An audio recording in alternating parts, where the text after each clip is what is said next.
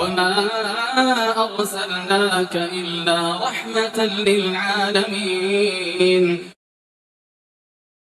Kemudian yang ke-32, seorang wanita bila kedatangan cairan coklat dan kuning setelah darah berhenti, artinya setelah suci, dan kemudian darah keluar lagi muncul seperti apa? Ketika siklus bulanan datang, darah terus keluar sekitar 4 hari, lalu berhenti. Nah itu cairan coklat yang berlanjut kurang lebih 3 hari. Kemudian darah kembali muncul lagi, namun darah tersebut berbeda dengan darah yang keluar di awal siklus. Darah tersebut berlanjut kurang lebih 1 hari, kemudian berhenti. Setelah itu keluar lagi cairan coklat, kemudian kuning, dan terus keluar hingga 4 hari. Sehingga totalnya adalah 12 hari. Pertanyaan beliau kepada beliau rahimahullah, apakah wanita yang sholat sepanjang 12 hari tersebut seluruhnya atau apa yang harus ia lakukan? Maka beliau rahimahullah menjawab, ia meninggalkan sholat di hari-hari haidnya saja, di hari kebiasaan wanitanya.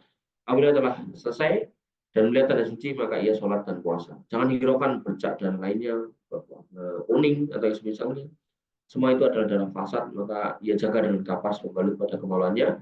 Ia jaga dan berwudu setiap kali tidak sholat hingga datang ke siklus berikutnya. Cairan-cairan yang terputus-putus tidak teratur keluarnya itu adalah darah fasad atau darah rusak yang tidak perlu dihiraukan. Wajib baginya berpuasa, sholat, dan berwudu setiap kali tidak sholat. Ummu Atiyah radhiyallahu anha berkata, kami tidak menghitung cairan coklat maupun kuning yang keluar setelah suci, sebagaimana haid.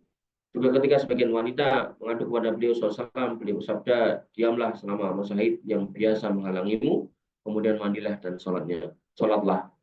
Beliau juga bersabda kepada Hamnah, diamlah selama 6 atau 7 hari, kemudian sholat dan puasalah 23 atau 24 hari. Maksudnya, ia diam dari mengerjakan sholat dan puasa pada hari-hari kebiasaan wanitanya.